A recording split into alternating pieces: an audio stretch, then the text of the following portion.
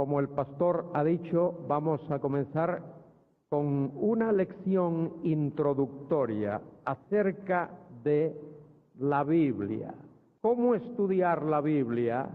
Con el propósito de enseñarla a otros. Y este curso, esta asignatura, este material está preparado para ayudar a pastores, a maestros, porque vamos a presentar principios que tienen que ver con la enseñanza, cómo enseñar, y por supuesto también a maestros de la escuela dominical y a otros creyentes que querrían también estudiar la Biblia para compartirla con sus vecinos, con sus amigos. Y vamos a comenzar con una definición de lo que es la Biblia. ¿Qué es la Biblia? Pues la palabra Biblia no ha sido traducida al castellano. Viene exactamente como la tenemos del griego al castellano. La palabra Biblia es plural. Esa palabrita Biblia es una palabra plural. Significa literalmente libros, plural. Hay una palabra singular, es la palabra biblion, que significa un libro. Biblion, un libro, Biblia, libros. De manera que la palabra no ha sido traducida del griego al castellano, sino que ha pasado exactamente letra por letra, del idioma griego al idioma castellano. Ahora hay algunas expresiones que se utilizan para definir lo que es la Biblia. Vamos a ver cuáles son esas expresiones. La primera de ellas es la Sagrada Escritura, libros escritos bajo la dirección del Espíritu Santo. Hay, además de la Sagrada Escritura, algo que se le llama también el texto sagrado. Esa expresión texto sagrado es un sinónimo de la Sagrada Escritura. En algunos otros sitios de la Biblia aparece la expresión la palabra de Dios. Esto se usa también en teología, la palabra de Dios, la palabra que viene de Dios, la palabra que fue dada por Dios, la revelación escrita que Dios ha dado al hombre. El hombre necesita una revelación. Dios es capaz y poderoso para dar esa revelación. Y esa revelación ha sido dada, y a eso es a lo que llamamos la palabra de Dios. Hay una cuarta expresión que deseo que veáis, la palabra canon. Eso lo vamos a definir un poquito más tarde. Esa palabra también aparece en la Biblia, pero nosotros la usamos en su sentido teológico. En su sentido teológico, canon se refiere a la totalidad, al conjunto, a la totalidad de los libros escritos bajo la inspiración del Espíritu Santo. También debemos de ver las divisiones principales de la Biblia. ¿Cómo se divide la Biblia? ¿Cómo se divide la Biblia? Todo aquel que tiene una Biblia sabe que hay por lo menos dos partes principales. A esas partes se le llama testamentos. Testamentos. Hay un Antiguo Testamento que abarca en nuestras Biblias desde Génesis hasta Malaquías. En nuestra Biblia en castellano, ya explicaré algo más acerca de eso, y también está la división que llamamos el Nuevo Testamento. Aclaro que la palabra testamento testamento es literalmente la palabra pacto. En el hebreo la palabra pacto es berith, berith, una B de Barcelona, una E, una R, una I, una T y una H, berith.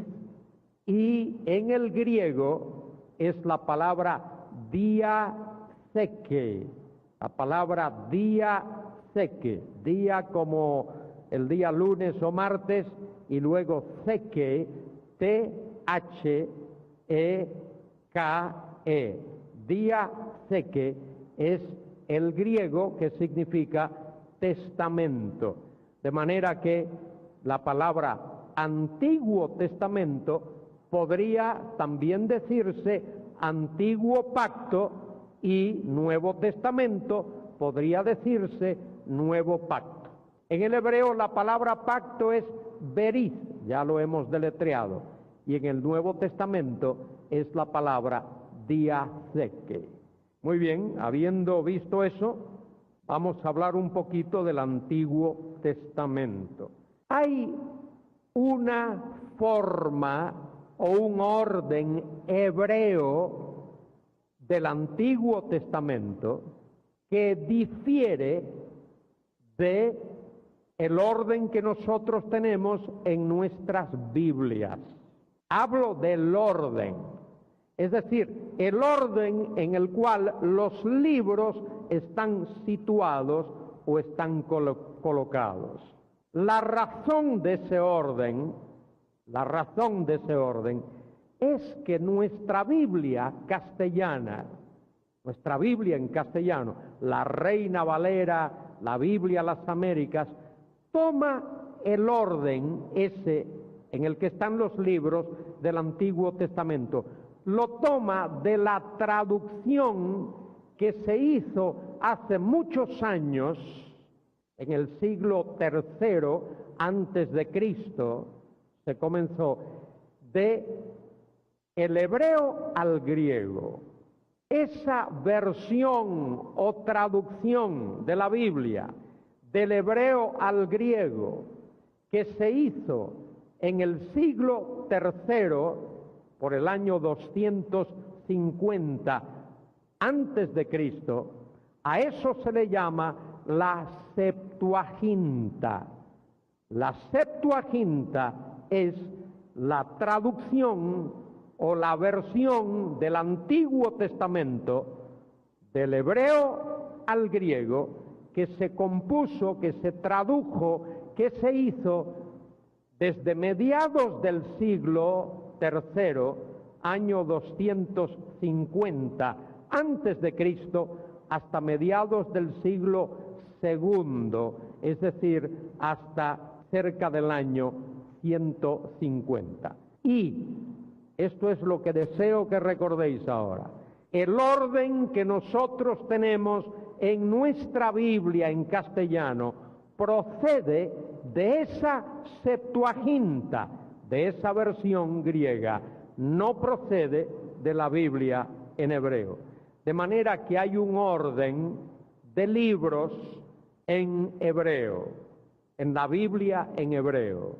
Los primeros 5 libros siguen el mismo orden nuestro: Génesis, Éxodo, Levítico, Números y Deuteronomio, y a eso se le llama la Torá, T-O-R-A-H, la Torá. Torá significa la ley o los 5 libros de Moisés, la Torá, esos libros que aparecen aquí en la pantalla: Génesis, Éxodo, Levítico, Números y Deuteronomio. Esos libros, a pesar de lo que dice la alta crítica, fueron escritos por el hombre de Dios, Moisés, aquel que Dios llamó, y allí en el monte Sinaí, en el monte de Dios, en el monte Horeb, recibió la ley dada por el Señor. Ahora hay una segunda división de la Biblia en hebreo. A eso se le llama los profetas. Los profetas. Y los profetas, según la Biblia hebrea, contienen dos grupos: los profetas anteriores y los profetas posteriores. Los profetas anteriores: Josué, Jueces, Samuel, Reyes, esos libros que vemos en la pantalla. Comenzando con Josué, Jueces, Samuel, Reyes. Entre paréntesis, vamos a aprender esto esta noche y espero que no lo olvidemos. A ver, ¿cómo se llama este libro? Samuel. ¿Cuántos de ellos hay? ¿Cómo se llaman esos dos libros? Muy bien, por aquí lo oí correcto, por aquí lo oí mal. No es primera de Samuel, es primero de Samuel. No es una epístola, no es una carta, es un libro. Primer libro de Samuel. Y espero no oír a nadie de los que están aquí, de ahora en adelante, decir primera de Samuel. Ni tampoco es primera de Reyes. Es como primero de Reyes, primer libro de Reyes y segundo libro de Reyes. Muy bien. Y luego vienen los profetas posteriores. Ahí tenemos Isaías, Jeremías, Ezequiel y los 12. Los 12 son lo que nosotros llamamos los 12 profetas menores, que comienza con Oseas y termina con Malaquías. Hay una tercera división de la Biblia en hebreo, y a esa tercera división se le llama la literatura, los libros literarios. A eso en el hebreo se le llama ketubim, ya lo veremos más adelante. La ley se llama la Torá, los profetas neviim, porque la palabra neví en hebreo es la palabra profeta, de manera que neviim es el plural y se le llama profetas, ya lo veremos más adelante. Y luego los libros de la literatura o los libros de sabiduría. Libros poéticos, en primer lugar, Salmos, Proverbios, Job, luego los 5 rollos que se le llama Megilot, y ahí están Cantar de los Cantares, Ruth, Lamentaciones, Esther y Eclesiastés. Y luego hay los llamados libros históricos. Libros históricos. Muy bien, ¿cuáles son los libros históricos? Y esto es importante. Esto que voy a decir ahora es importante. El que tenga oídos para oír, que oiga. Y el que tenga un boli para escribir, que escriba. Aquí están esos libros históricos, que son libro de Daniel, Esdras, Nehemías y segundo libro de Crónicas. ¿Por qué aparece al final de todo? ¿Por qué aparece al final de todo Daniel, Esdras, Nehemías y Crónicas? ¿Y cómo serían ese libro último, Crónicas? ¿Cómo sería? ¿Cómo? Primero de Crónicas y segundo de Crónicas. ¿Por qué aparece al final de todo Daniel, Esdras, Nehemías y segundo de Crónicas? Algunos, particularmente de la escuela liberal, dicen sencillamente es porque esos libros no se habían escrito. Por ejemplo, Daniel no se había escrito cuando se escribieron los libros proféticos que tenemos aquí. Y por lo tanto, Daniel, al no haber sido escrito, no se incluyó entre los libros proféticos. Lo mismo con los libros de Esdras y Nehemías. Y lo mismo con los libros de crónicas. Pero la escuela conservadora no acepta eso. Yo no acepto eso. Creo que Daniel fue escrito por el profeta Daniel, así designado por Cristo en Mateo 24:15. Cristo ya lo llama el profeta Daniel. Creo que fue ese hombre, Daniel, quien escribió ese libro que lleva su nombre, no más tarde del año 525 antes de Cristo. Ahora, ¿cuál es el problema?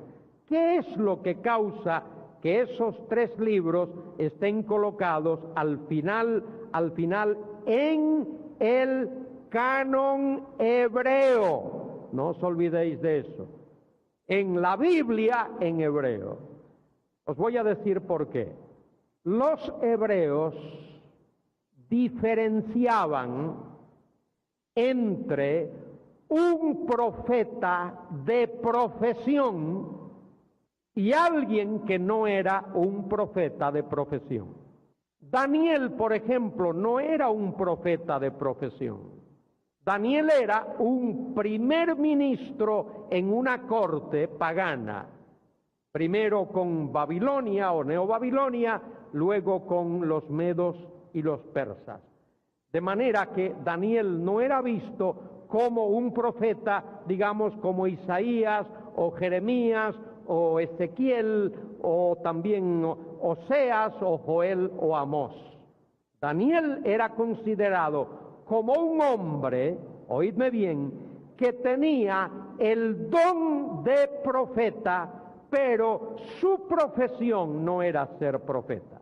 Y lo mismo ocurre con Esdras y Nehemías. Ninguno de esos dos hombres, Esdras era un sacerdote y Nehemías era el copero del rey Artajerjes. Y quien hubiese escrito el libro de Segundo de Crónicas tampoco era visto como un profeta de profesión. De manera que, repito esto que es importante, en el canon hebreo, estos tres libros aparecen al final de todo, porque los hebreos diferenciaban entre los profetas de profesión, su ocupación era ser profeta, y otros que aunque tenían el don de profeta, esa no era su profesión cotidiana. De manera que espero que eso haya quedado claro. Brevemente vamos a ver el canon del Antiguo Testamento en el griego. Ese es el orden que nosotros tenemos en nuestras Biblias. En nuestras Biblias, repito, se sigue el orden que aparece en la Septuaginta. Debo añadir lo siguiente. La Septuaginta se tradujo lentamente. Duró 100 años, un siglo, completar la Septuaginta. Los primeros 5 libros, los libros de Moisés, se tradujeron un poco más rápidamente, los otros con mayor lentitud. Cuando se terminó la Septuaginta, por el año 150 antes de Cristo, en ese periodo de tiempo se habían ya publicado, se había escrito y publicado libros que no eran inspirados, que no eran canónicos. Algunos de esos libros fueron a parar a la Septuaginta. Libros como el primero de Macabeos y el segundo de Macabeos y otros fueron a parar a la Septuaginta. Por supuesto, la Septuaginta fue la Biblia que los apóstoles utilizaron, la Biblia que el Señor Jesucristo citó muchas veces. Los textos que él citó procedían de la Septuaginta, y también los textos que los apóstoles citan del Antiguo Testamento proceden de la Septuaginta, pero nunca citaron libros apócrifos, ni los apóstoles, ni el Señor Jesucristo. Vamos a ver rápidamente cómo aparece en la Septuaginta.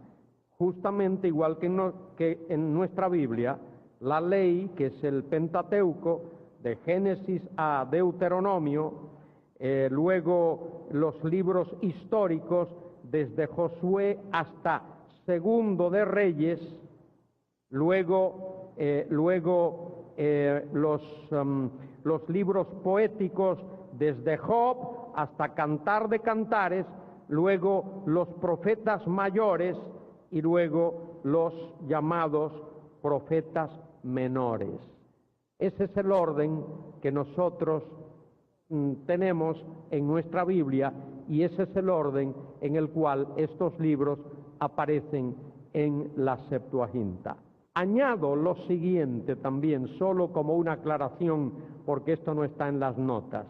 En alguna recopilación en hebreo aparece un total de 24 libros.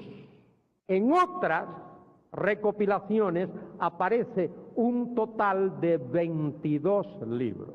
¿Significa eso acaso que los hebreos, los judíos, como le llamamos vulgarmente, tenían menos libros en su Biblia que los que tenemos nosotros? No. Ellos tenían exactamente el número de libros que tenemos nosotros, solo que ellos unían algunos libros. Nosotros tenemos Primero y Segundo de Samuel, ellos tenían solo Samuel. Primero y Segundo de Reyes, ellos tenían Reyes nada más. Primero y Segundo de Crónicas, solo Crónicas. Y luego también unían, por ejemplo, Esdras y Nehemías, lo unían, y algún otro libro. De manera que en el canon hebreo hay exactamente el mismo número de libros que nosotros tenemos en nuestra Biblia, solo que ellos aglomeraban, unían algunos libros que nosotros no unimos. ¿De dónde surge esa triple división? Torá, profetas y en algunos casos solo se llama salmos. Salmos, ahí se incluyen todos los libros llamados de sabiduría o libros poéticos o como se le haya querido llamar. Bueno, eso ocurre muy temprano en la historia del pueblo. Ya para cuando ellos regresan de Babilonia, por el año 538 antes de Cristo, ya se utilizaba esa división. Y algunos hermanos seguramente se recuerdan haber leído en el Evangelio según San Lucas, cuando el Señor abrió los ojos de los discípulos y dice que les enseñó que tanto en la Torá como en los profetas, como en los salmos, había muchas cosas escritas acerca de él. En el capítulo 24 del Evangelio según San Lucas encontramos eso.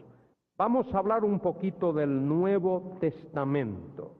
El Nuevo Testamento para nosotros como iglesia es muy importante. Toda la Biblia es importante para nosotros. Segunda Timoteo 3, 16 y 17 lo dice. Toda la Escritura es inspirada por Dios y es útil para enseñar, para redarguir, para corregir, para instruir en justicia, para que el hombre de Dios sea perfecto, enteramente preparado para toda buena obra. Cuando el apóstol Pablo escribió eso, se refería seguramente solo al Antiguo Testamento y pudo haberse referido a algunos libros del Nuevo Testamento que pudieron haber sido escritos ya para esa época. Pero si vamos a la segunda epístola de Pedro, capítulo 3, vemos allí que el apóstol Pedro avala los escritos de Pablo.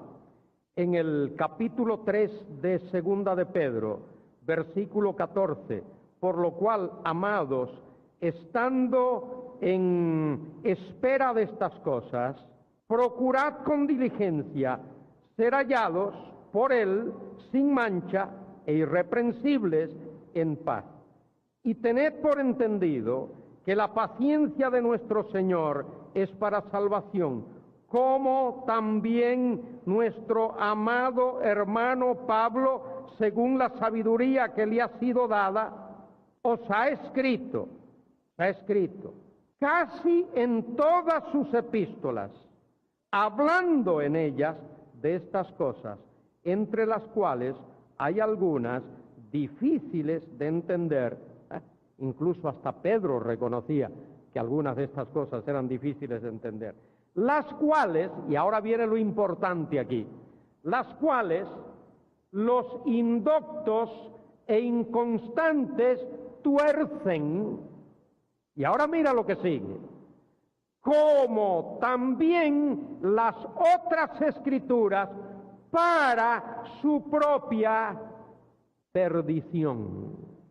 Pedro dice que torcer los libros escritos por Pablo, los libros del Nuevo Testamento, era lo mismo que torcer las escrituras del Antiguo Testamento. Es decir, Pedro coloca al mismo nivel los escritos del Antiguo Testamento y los escritos del Nuevo Testamento. Y dice que torcer cualquiera de ellos acarrea perdición. Acarrea perdición. Luego el apóstol Juan en el libro del Apocalipsis, capítulo 22 y versículo 18, dice lo mismo. Dice lo mismo. Vamos a ver un momento los libros del Nuevo Testamento. Encontramos primero lo que podríamos llamar libros históricos. Ahí voy a incluir los evangelios y el libro de los Hechos.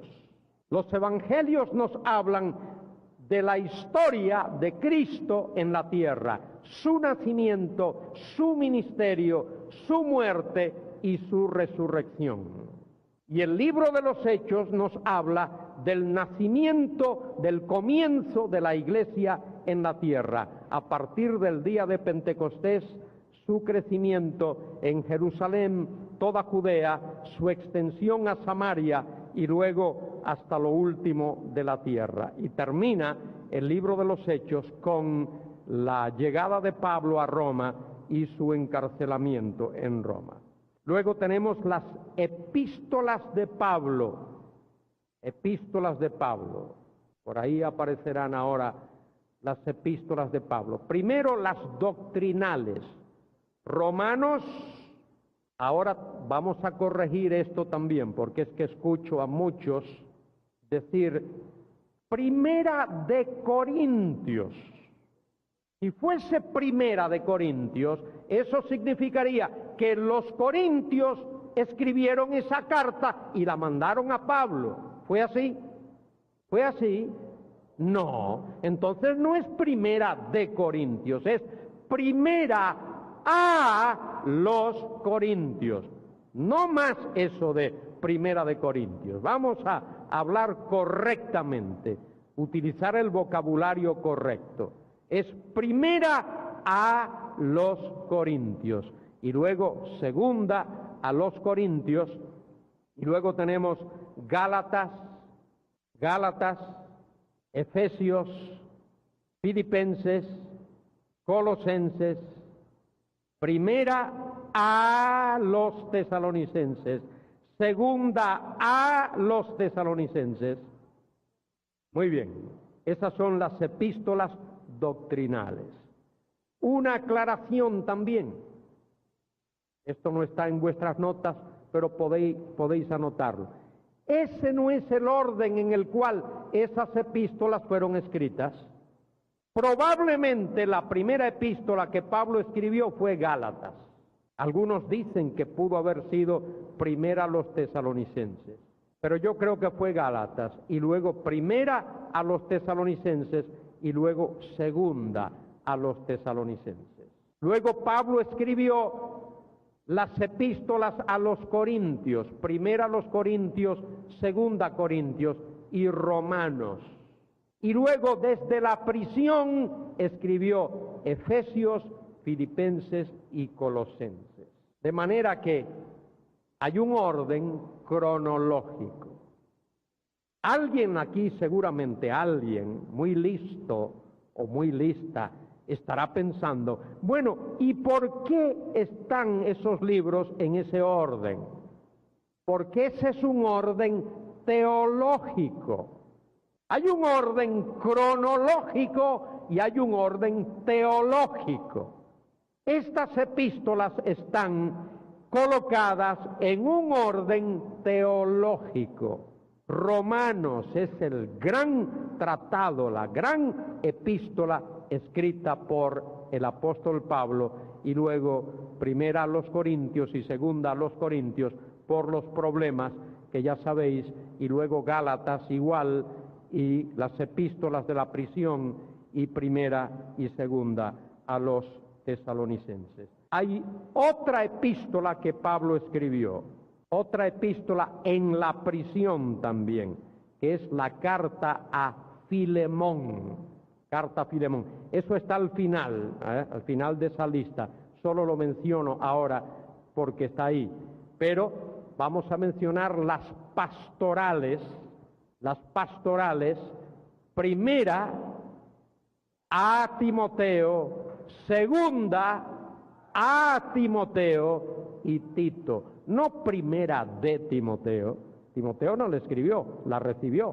Primera a Timoteo. Muy bien. Y luego, como he dicho, Filemón. La alta crítica. Luego me preguntáis, ¿qué es eso de alta crítica? La alta crítica solo cree y enseña que Pablo escribió de todas esas epístolas solo 4. Romanos, primera y segunda a los Corintios y Gálatas. Que el resto no las escribió Pablo. A nosotros que no seguimos la alta crítica, leemos sus escritos, estudiamos sus libros, pero no creemos sus postulados, sabemos que Pablo escribió por lo menos 13 epístolas del Nuevo Testamento.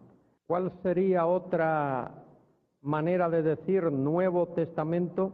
Nuevo Pacto. Y todavía hay otra manera de decirlo, que no lo he dicho, pero lo voy a decir ahora. Nueva Alianza. La palabra pacto, testamento o alianza son sinónimas.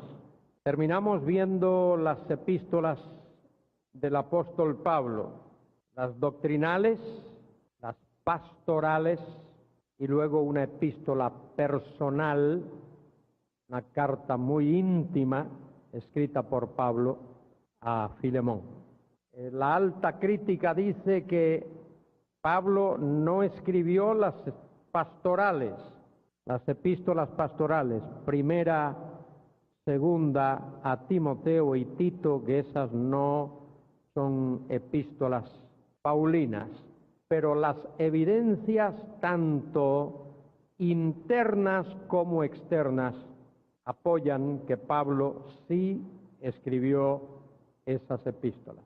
Si pudieseis leer en alguna ocasión algunos de los argumentos de la alta crítica para negar la autoría de las epístolas de Pablo y de cualquier otra, algunos de los argumentos son bastante ridículos. Por ejemplo, uno de ellos es el argumento de el vocabulario. Es como si Pablo y los demás autores tuviesen que usar siempre las mismas palabras, cosa que nosotros no hacemos. Si uno de vosotros está lejos en un lugar y le escribe una carta a la mamá, seguramente utilizará un vocabulario adecuado para una carta a una madre. Si uno le escribe al papá, pues seguramente utilizará un estilo propio de escribirle. Si escribe al hermano o a la hermana, igual.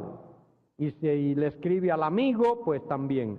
Y si le escribe a la suegra, que yo lo dudo, pues todavía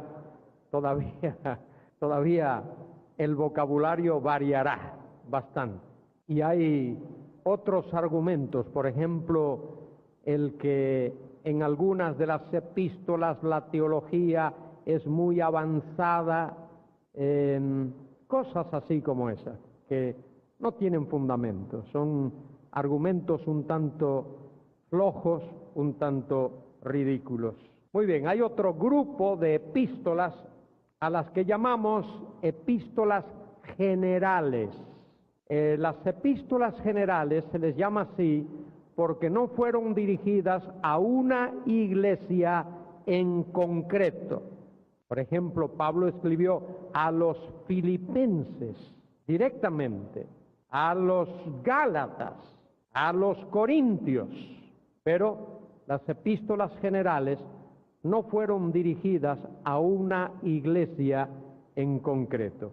Ahí tenemos entre las epístolas generales, tenemos la carta a los hebreos, que aparecerá por aquí, epístolas generales a los hebreos. Con respecto de la epístola a los hebreos, hay algo que decir. Esa es, bueno, tal vez debería de dar un pasito atrás aquí para aclarar algo. Esto no está en las notas, podéis anotarlo y aclararlo. Hubo libros, tanto del Antiguo como del Nuevo Testamento, que fueron recibidos, aceptados como canónicos inmediatamente, tan pronto se dieron a conocer.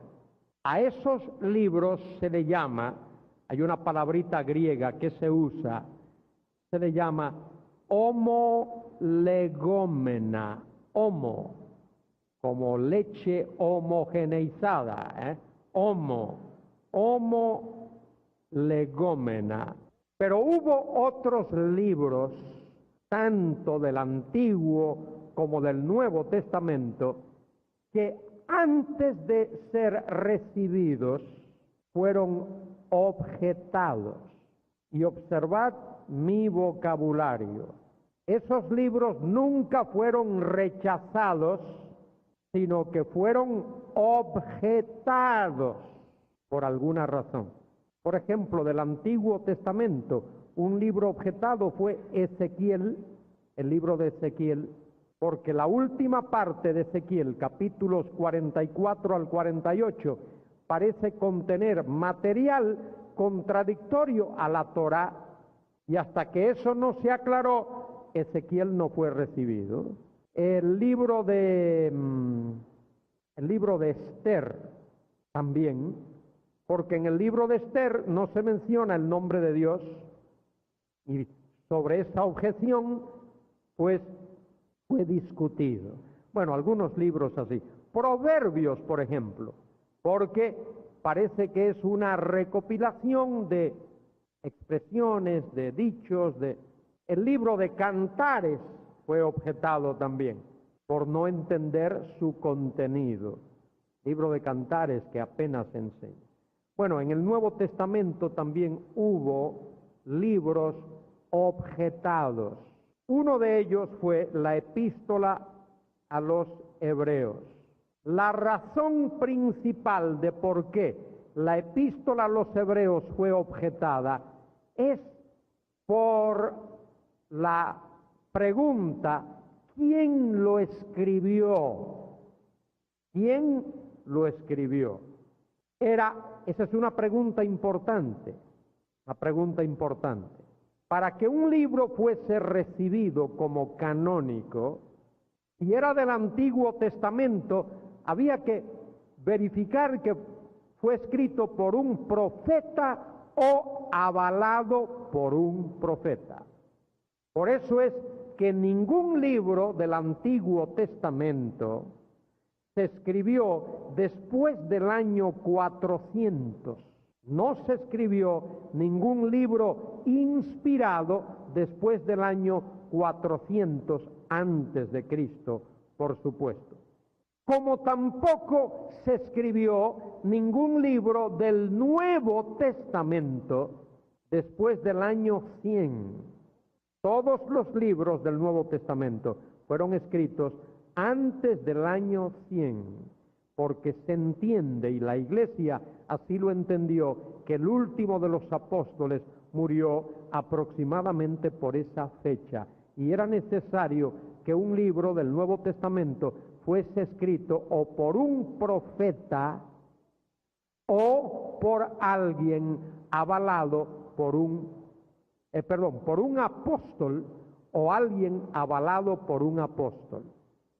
El libro tenía que ser escrito por un apóstol o por alguien avalado por un apóstol. Y en el Nuevo Testamento hubo profetas, hombres que tuvieron, personas que tuvieron el don de profeta. Y algunos de esos escribieron libros del Nuevo Testamento, como por ejemplo Lucas. Lucas no era apóstol, pero probablemente Lucas tenía el don de profeta y fue reconocido como profeta, y la información que él utiliza para escribir el Evangelio que lleva su nombre y el libro de los Hechos la obtuvo seguro del apóstol Pablo y de otros. Marcos, que tampoco era apóstol, seguramente tenía el don de profeta y recibió su información también a través del apóstol Pedro, y así algunos de los libros del Nuevo Testamento. No se sabe a ciencia cierta quién escribió la epístola a los hebreos, es decir, qué persona, qué instrumento humano utilizó Dios para escribir la epístola a los hebreos. En algunas Biblias aparece la epístola del apóstol Pablo a los hebreos, pero en la mayoría de las Biblias solo aparece la epístola a los hebreos. Cuando uno lee esa epístola, uno ve que el vocabulario no es de Pablo, pero la teología sí. La teología es muy paulina, pero el vocabulario no. Yo me inclino, personalmente, aunque no dogmatizo acerca de esto, me inclino a pensar que un hombre como Bernabé pudo haber escrito la epístola a los hebreos. Eso es una opinión que aparece en algunos de los padres apostólicos de los siglos II y III por ahí. ¿Por qué digo esto?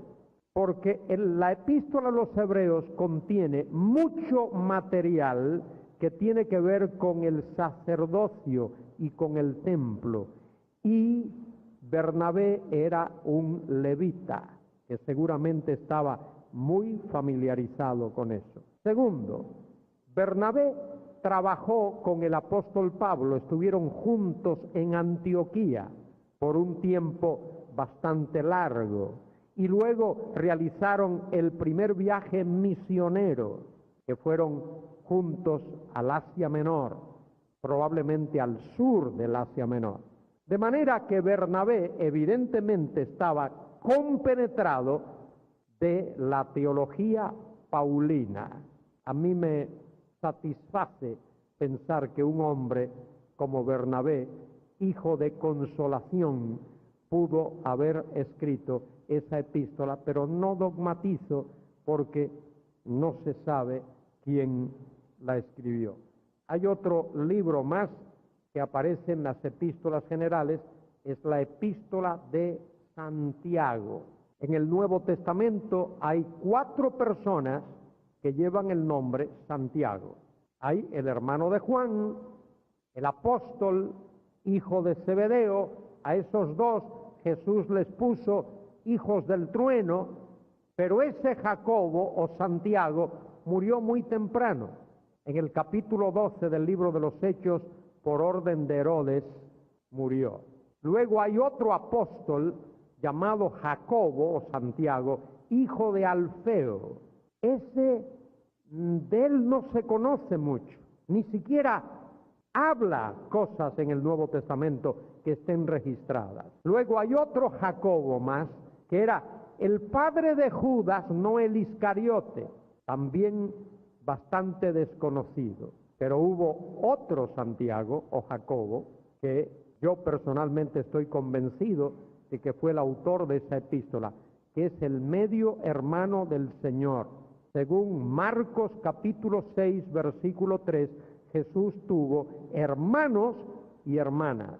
Y no hay nada que contradiga eso en las Escrituras, solo una tradición que la iglesia tradicional, perdonad la reiteración, que María fue virgen antes del parto y después del parto, y que María concibió a Jesús de la misma manera como ella fue concebida por su madre, una mujer llamada Ana.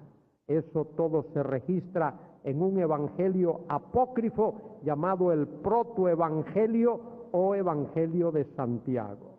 De manera que para mí el medio hermano del Señor, que aparece en Hechos 15 como un líder de la iglesia en Jerusalén, que aparece también en Gálatas 1:19, donde Pablo dice que se entrevistó con Jacobo, el hermano del Señor, y también aparece ese nombre en 1 Corintios 15:7, después de la resurrección, Cristo apareció a Jacobo. Es muy probable que la epístola de Santiago sea el primer libro del Nuevo Testamento en haberse escrito. Dije antes que probablemente la primera epístola que Pablo escribió hubiese sido Gálatas o tal vez primera a los tesalonicenses.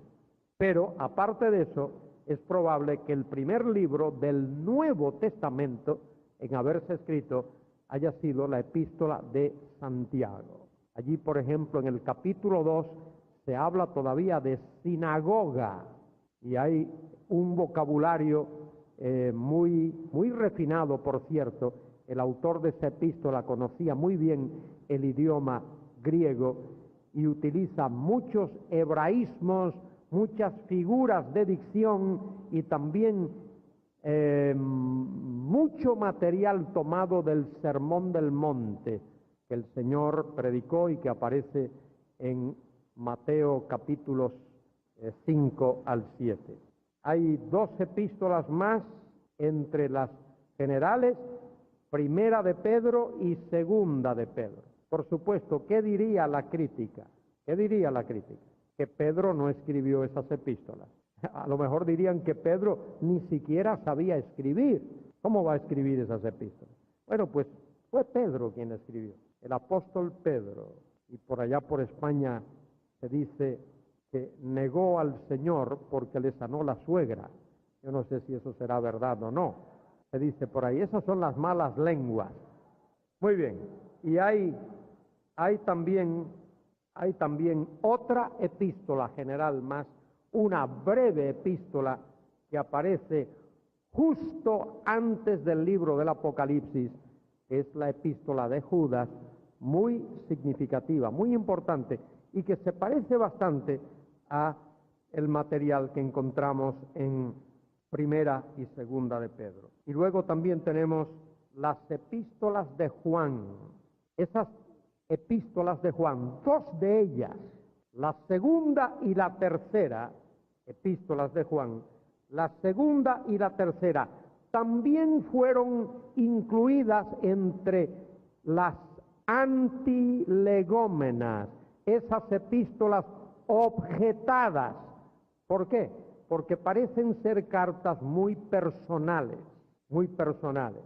Y luego, después de analizarlas, de estudiarlas, pues fueron recibidas en el canon.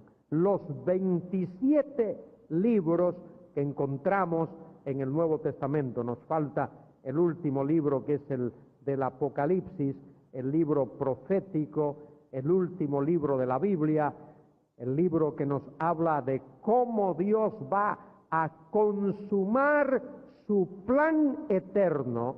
Ese libro profético, el libro del Apocalipsis, también en un tiempo estuvo entre los llamados antilegómenas, por no saber si fue de verdad el apóstol Juan quien lo escribió.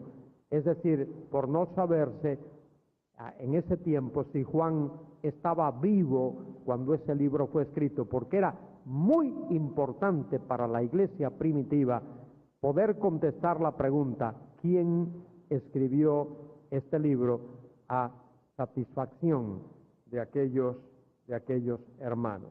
Tal vez aquí podría también mencionar lo siguiente: a veces entre personas un tanto necias surge la pregunta: ¿quién escribió la Biblia? ¿Quién escribió la Biblia?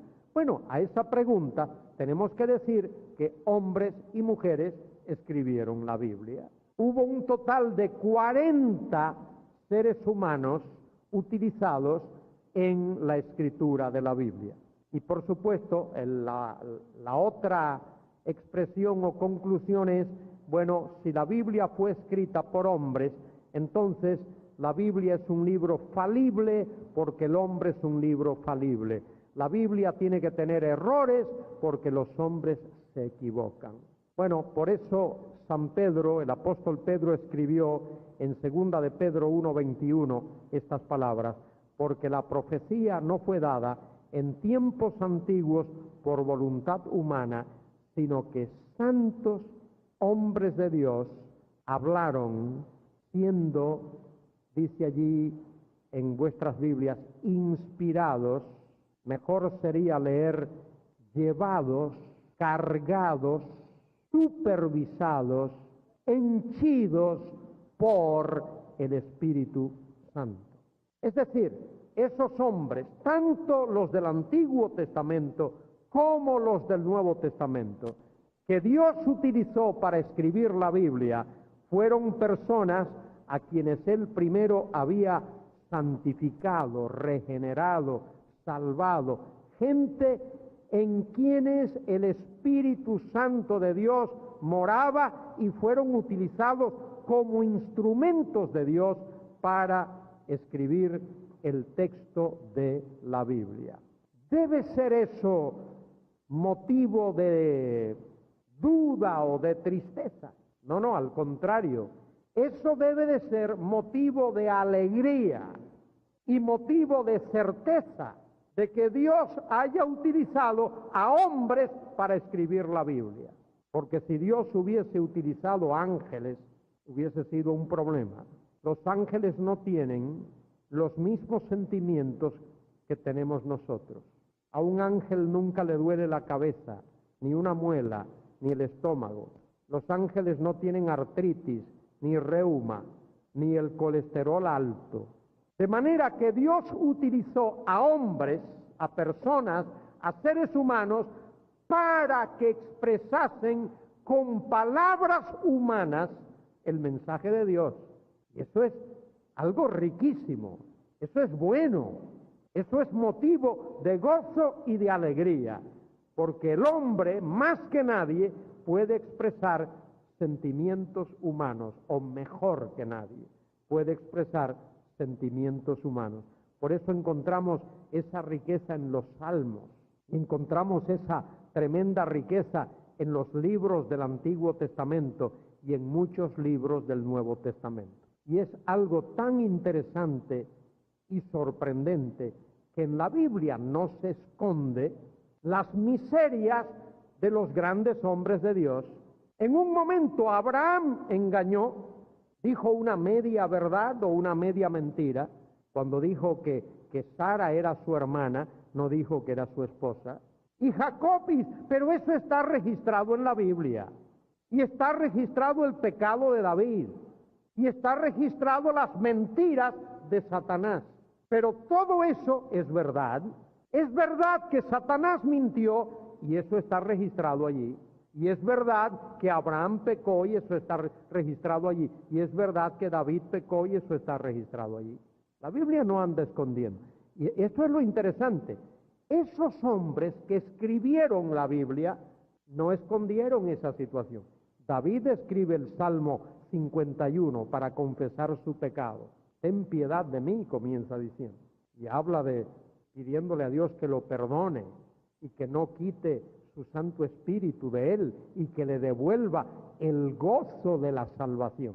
Interesante, miren, en el Antiguo Testamento, evidentemente David creía en la seguridad de la salvación, porque él no le dice a Dios, devuélveme la salvación. No, pues no la había perdido, ni la puede perder, ni nadie la puede perder.